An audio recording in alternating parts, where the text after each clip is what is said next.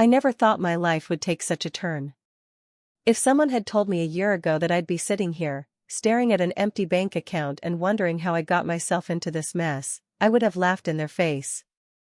But here I am, Grace, 35 years old, married with 3 kids, and a fraud victim because of a stupid Tinder scam. It all started innocently enough. I was feeling lonely, unappreciated, and frankly, just a little bit bored with my life. My husband, Mike, and I had been married for 10 years, and we had fallen into that comfortable yet dull routine that happens when you're raising kids, juggling jobs, and trying to keep everything together. It wasn't that I didn't love Mike, I did. But somewhere along the way, we had lost the spark, the connection that had once made us inseparable. The kids, Lily, age 10, Tommy, age 8, and Emma, age 5, were the center of our world, and between school runs, soccer practices, and ballet recitals, there wasn't much time left for romance. Mike was a good father, a hard worker, and a decent man, but he was often too tired to notice the little things, like how I had started wearing makeup again or how I'd bought new lingerie that I had hoped would reignite the flame. When the kids were finally in bed, we'd collapse on the couch, barely speaking, both lost in our own worlds. One night, after Mike had fallen asleep in front of the TV yet again, I found myself scrolling through Facebook, mindlessly clicking on old photos and updates from friends I hadn't seen in years. That's when an ad popped up on my screen: find excitement in your life again. Meet interesting people near you. It was for Tinder. I knew what Tinder was, of course. I'd heard the stories, seen the memes, but I had never really considered it for myself. It was a dating app, for God's sake, and I was a married woman. But something about the ad intrigued me. Maybe it was the promise of excitement, or maybe it was just the fact that I hadn't felt truly wanted in a long time. Before I knew it, I was downloading the app. Creating the account felt like crossing a line, but I did it anyway. I used a fake name, a photo that didn't show my face, and I set the location to somewhere far enough away that no one I knew would stumble upon it. It was just supposed to be a little harmless fun, a way to feel desirable again, to flirt with the idea of being wanted without actually doing anything. I wasn't looking to cheat on Mike, at least, that's what I told myself. For a while, that's all it was. I'd swipe through profiles, exchange a few flirty messages with strangers, and then delete the app before going to bed. It was a secret indulgence, something that gave me a thrill without actually threatening my marriage or my life. But then I matched with him, Jonathan. Jonathan was different from the other men I'd been chatting with. He was charming, witty, and attentive in a way that Mike hadn't been in years. He told me I was beautiful, that he couldn't believe I was single. I hadn't told him I was married, of course, and he made me laugh in a way that I hadn't in a long time. We started messaging every day, and before I knew it, I was looking forward to our conversations more than anything else in my life. He lived in another state, which made it easier to convince myself that it was all harmless. There was no way we'd ever meet in person, so what was the harm in a little online flirtation? But as the days turned into weeks, our conversations grew deeper, more intimate. We talked about everything, our hopes, our fears, our dreams for the future. And slowly, almost without realizing it, I started to fall for him. As the weeks went by, my relationship with Jonathan became an obsession. I'd find myself checking my phone every few minutes, waiting for his messages, smiling at the sweet things he'd say, and replaying our conversations in my head. It felt like I was living a double life: Grace, the devoted wife and mother, and Grace, the woman who was falling in love with a man she'd never met. I tried to keep things under control, to remind myself that this was just a fantasy, something that would never go anywhere. But the more I talked to Jonathan, the more real it all felt. He was everything I had been missing: attentive, understanding, and above all, interested in me. He made me feel alive again, like I was more than just a mom, more than just a wife. I felt like I mattered. The first time Jonathan suggested we talk on the phone, I hesitated. Up until that point, everything had been contained within the app, messages that could easily be deleted, a secret that could be kept. But talking on the phone felt like a bigger step, a line I wasn't sure I was ready to cross. But he was persuasive, telling me how much he wanted to hear my voice, how much he needed to connect with me in a more real way. So one night, after the kids were in bed and Mike had fallen asleep, I slipped out to the backyard with my phone and called him. Hearing his voice for the first time sent a thrill through me. He was warm, funny, and just as charming as he had been in his messages. We talked for hours, about everything and nothing, and by the time I hung up, I knew I was in trouble. I was no longer just flirting with the idea of someone else, I was falling for him. From that night on, our conversations became more frequent, more intense.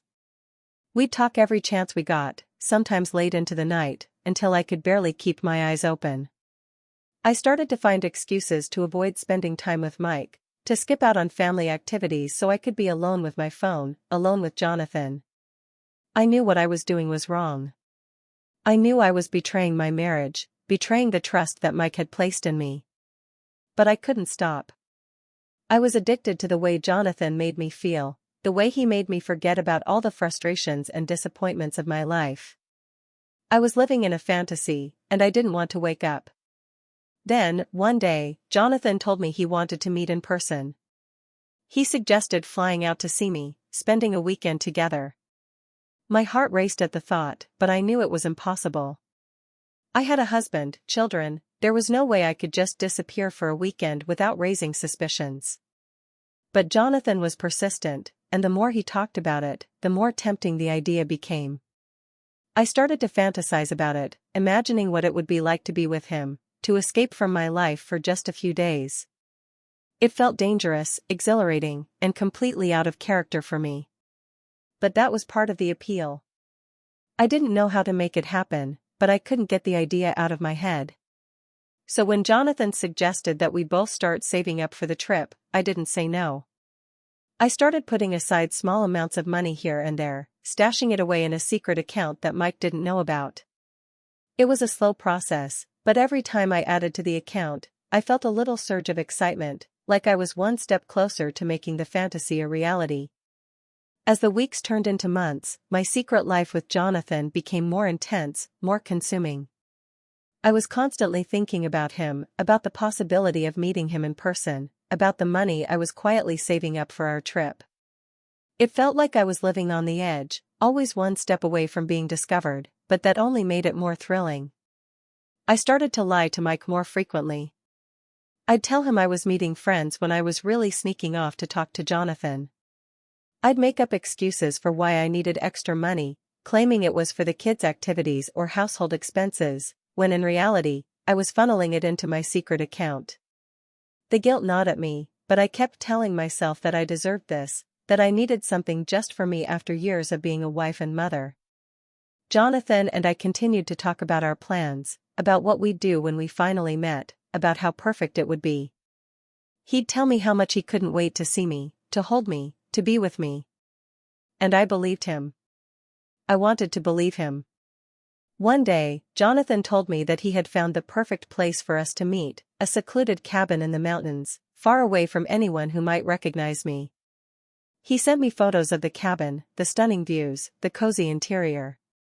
It looked like something out of a dream, and for a moment, I allowed myself to imagine what it would be like to be there with him, far away from the responsibilities and stresses of my real life. But then he dropped the bombshell.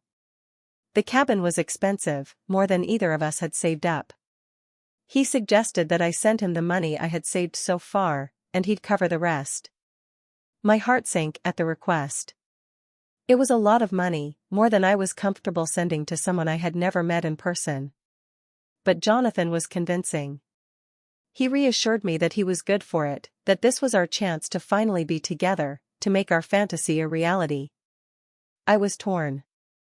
Part of me knew it was a bad idea, that I was taking a huge risk. But the other part of me, the part that was desperate for something different, something exciting, wanted to believe him, wanted to trust him. I had come this far, and I didn't want to back out now.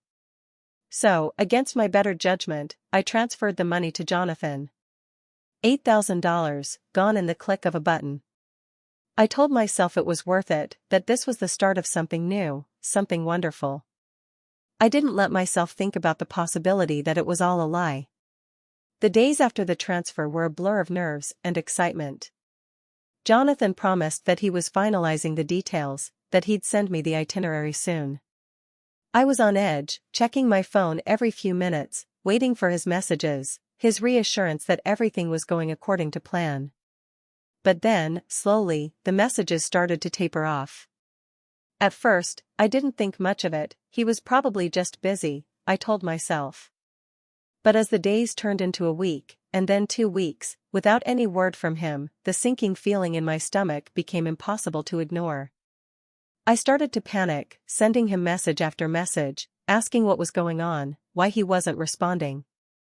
It wasn't until I received an email from the bank, notifying me that my account had been drained, that the truth finally hit me. Jonathan was gone. The money was gone. And I had been a fool. The realization that I had been scammed hit me like a ton of bricks.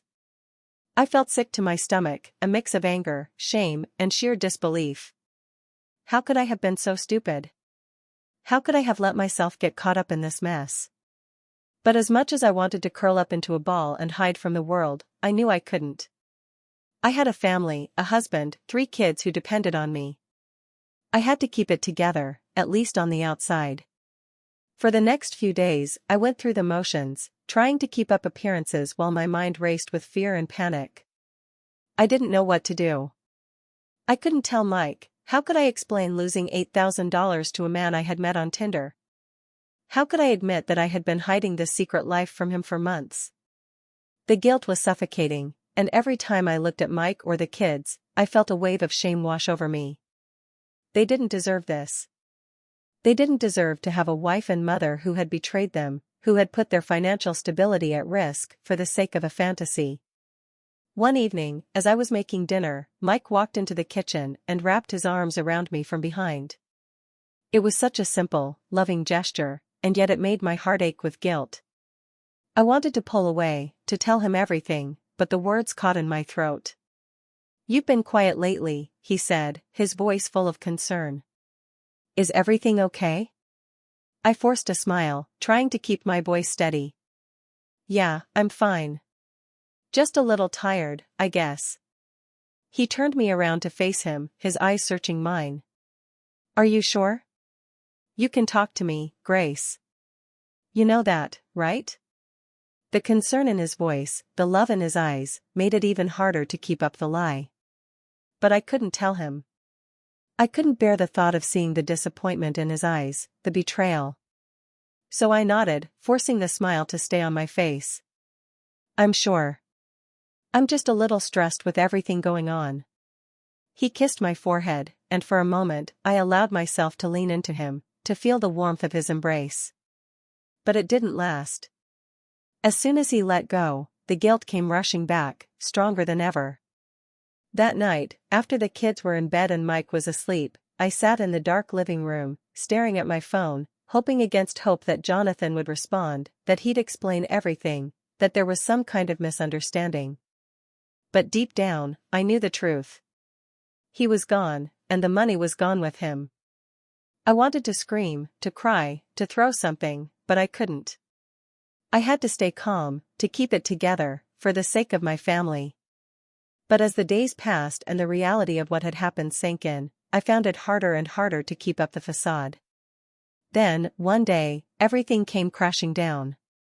It was a Saturday morning, and Mike had taken the kids out for breakfast, giving me a rare moment of peace.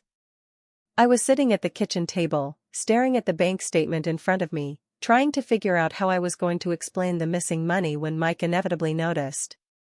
My heart was pounding, my mind racing with all the possible excuses I could come up with. But none of them felt believable. The truth was, I had no good explanation for what I had done. Just as I was about to shove the bank statement back into the drawer, the front door opened, and Mike walked in, a look of confusion on his face. "Grace, what's going on?" he asked, holding up his phone. "I just got an alert from the bank. Our account is almost empty." "What happened?"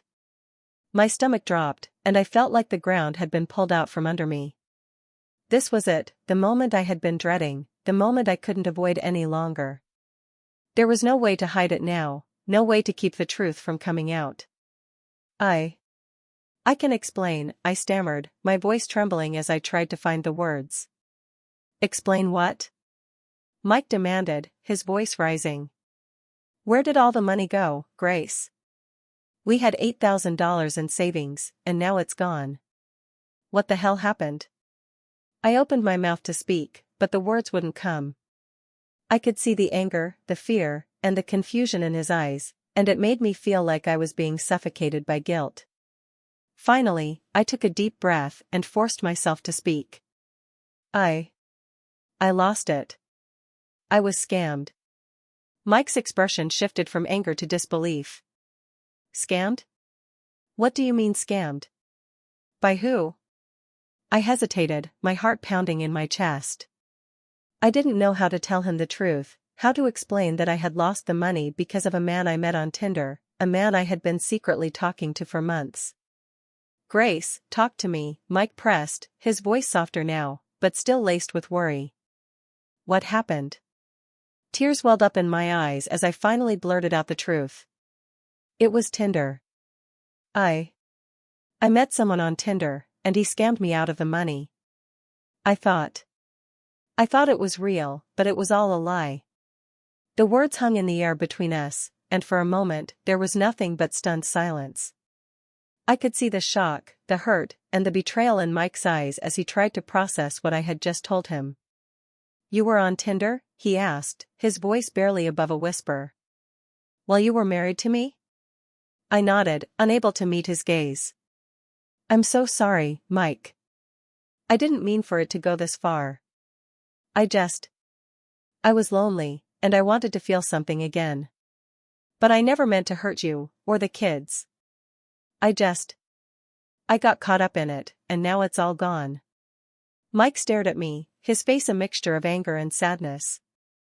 You lied to me, Grace. You lied to me, and you took our savings to give to some stranger you met online? How could you do this? How could you betray me like this? I'm sorry, I whispered, tears streaming down my face. I know I messed up, and I know I don't deserve your forgiveness. But please, Mike, I never meant for any of this to happen. I love you, and I love our family.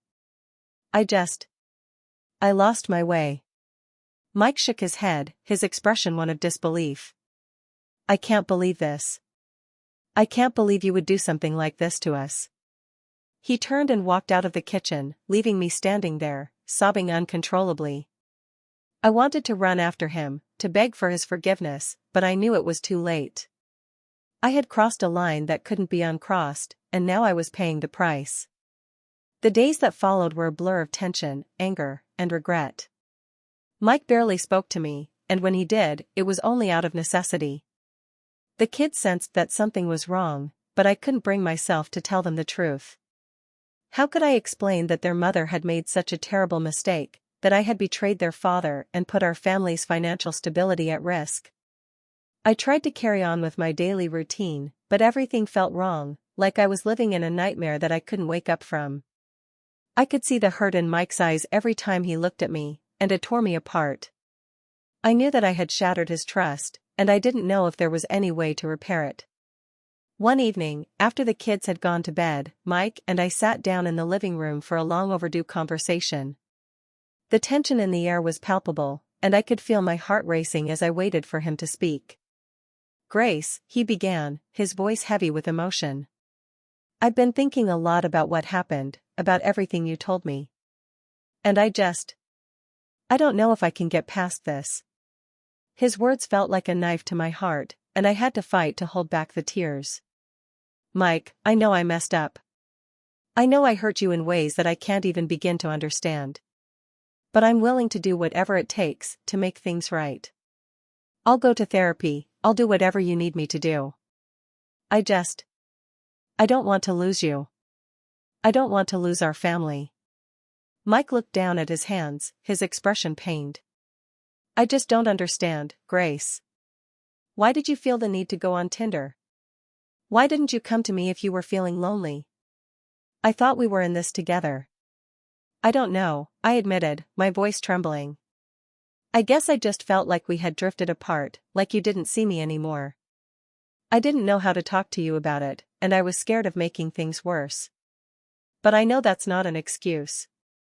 I should have come to you, and I should have been honest with you from the beginning. Mike sighed, rubbing his temples as if trying to ease the tension in his head. I'm not going to lie, Grace. This has been really hard for me. I'm angry, I'm hurt, and I feel like I don't even know you anymore. But I also know that we have 3 kids who need us, who need their parents to be together. I nodded, my heart aching with guilt.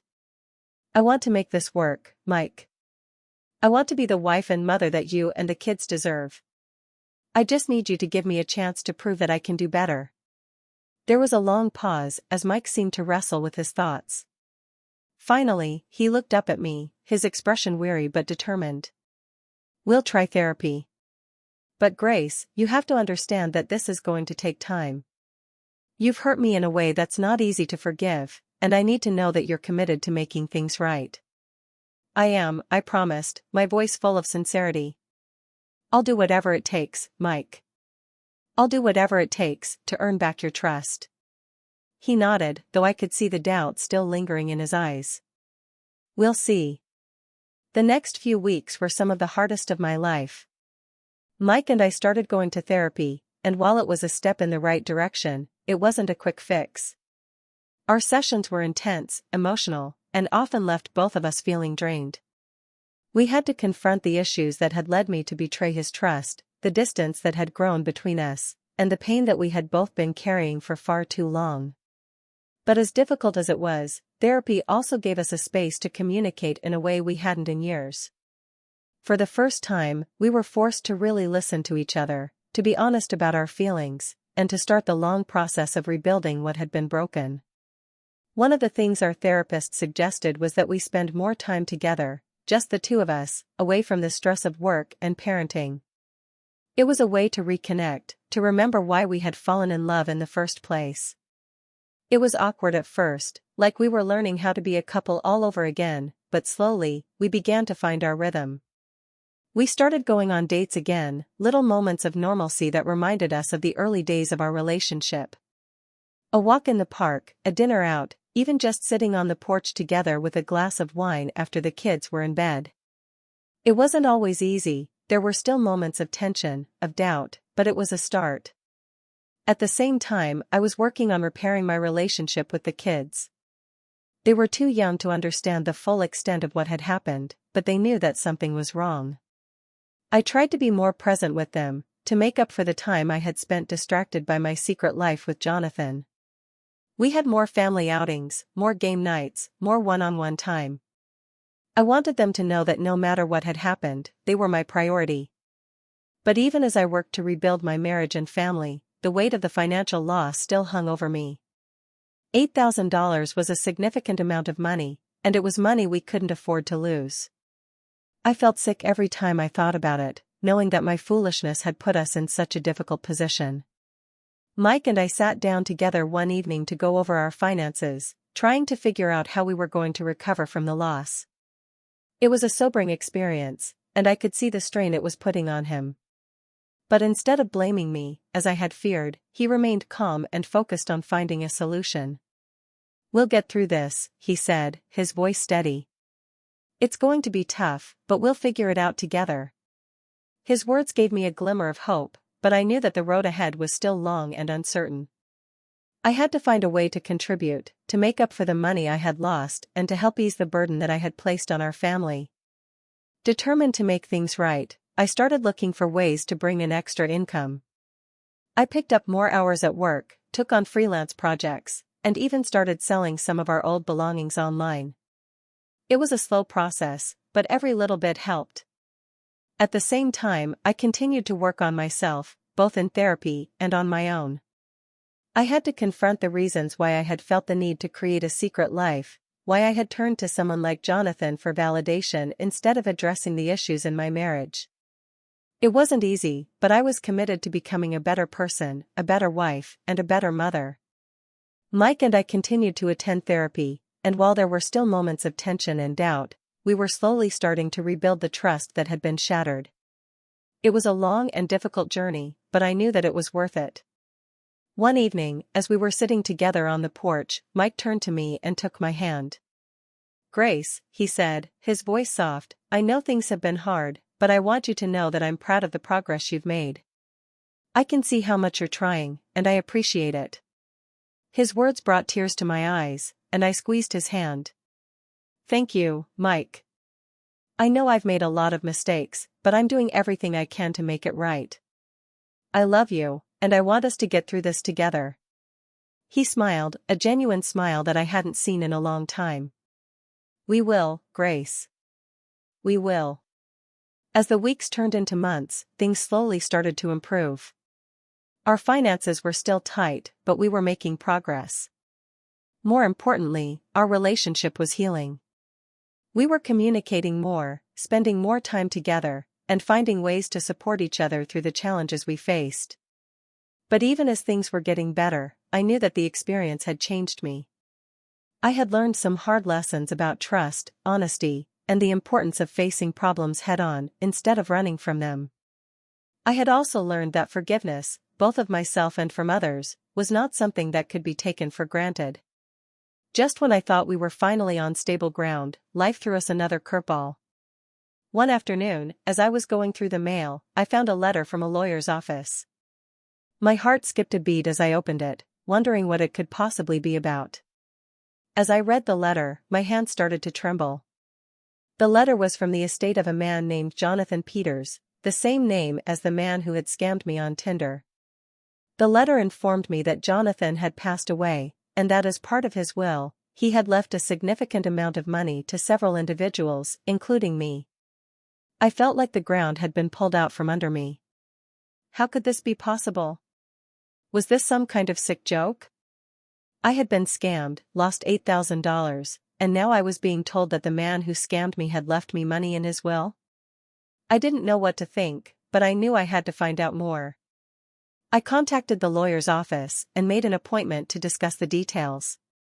When I arrived at the office, the lawyer, a stern-looking man in his 50s, explained the situation. "Mrs. Johnson," he began, "I understand that this may come as a shock to you, but Mr. Peters included you in his will. He left you a sum of $50,000. I stared at him in disbelief. $50,000? But, why? I don't understand. The lawyer nodded, as if anticipating my confusion. Mr. Peters was a complicated man. He was involved in various financial schemes, some of which were not entirely legal. However, it appears that he had a change of heart before his death. He left instructions to return money to several individuals whom he had wronged, and you were one of them." I didn't know what to say. My mind was racing with a million thoughts. $50,000 could change everything for us. It could help us recover from the financial mess I had caused. It could give us a fresh start. But I couldn't shake the feeling that this was too good to be true. "How did he die?" I asked, my voice trembling. The lawyer sighed. "He took his own life. From what I understand, he was struggling with guilt over his actions, and this was his way of trying to make amends." I felt a lump rise in my throat. Jonathan's death didn't absolve him of what he had done, but it made me realize that he was just as lost as I had been. He had been living a lie, just like I had, and in the end, it had consumed him. I left the lawyer's office in a daze, the letter with the details of the inheritance clutched in my hand. I didn't know how to feel: grateful, confused, guilty. It was a strange mix of emotions that left me reeling. When I got home, I told Mike everything. I showed him the letter, explained what the lawyer had told me, and waited for his reaction. Mike stared at the letter, his expression unreadable. Finally, he looked up at me. "Grace, this is..." I don't even know what to say. "This could change everything for us." "I know," I said quietly. "But I don't know if I can accept it. It feels wrong, like I'm benefiting from someone else's pain." Mike took my hand, his grip firm and reassuring. "Grace, you were a victim too. You lost a lot because of what this man did, and this is his way of making it right. I think you should take the money and use it to rebuild our lives, to move forward." I looked into his eyes, seeing the love and support there, and I knew he was right. I had a chance to turn this terrible situation into something positive, to make amends for the mistakes I had made and to build a better future for our family. With the money from Jonathan's inheritance, we were able to pay off our debts, rebuild our savings, and start fresh. It was a gift that I hadn't expected, but one that I was determined to use wisely. Mike and I continued to work on our marriage, attending therapy and finding new ways to connect and support each other. The experience had tested us in ways we never could have imagined, but it had also made us stronger. We were no longer the couple who took each other for granted, we were partners, working together to build a life that we could both be proud of. The kids, too, seemed to sense the change in our family. There was more laughter, more love, and more togetherness. We made a conscious effort to spend more time as a family, to create memories that would last a lifetime. It wasn't always perfect, there were still moments of stress, of tension, but we were moving in the right direction. As for me, I had learned some hard lessons, but I had also grown in ways I never thought possible. I had faced my demons, confronted my mistakes, and come out the other side stronger and more resilient. I was no longer the woman who needed validation from a stranger, I was a wife, a mother, and a survivor. One evening, as I was sitting on the porch with Mike, watching the sunset, I felt a sense of peace that I hadn't felt in a long time. The past year had been a roller coaster of emotions, but I knew that we had come out of it stronger, more united, and more determined to build the life we wanted. Mike, I said, breaking the comfortable silence between us, thank you for standing by me through all of this. I know it wasn't easy, but I'm so grateful that we're still here, together. He smiled, his eyes warm and full of love. Grace, we've been through a lot, but I wouldn't want to go through it with anyone else. You're my partner, and I'm proud of the woman you've become. I leaned my head on his shoulder, feeling a sense of contentment that I hadn't felt in a long time. The future was still uncertain, but I knew that as long as we had each other, we could face whatever challenges came our way. And as the sun dipped below the horizon, casting a warm glow over the world, I knew that this was just the beginning of a new chapter in our lives, a chapter filled with hope, love, and the promise of a brighter tomorrow.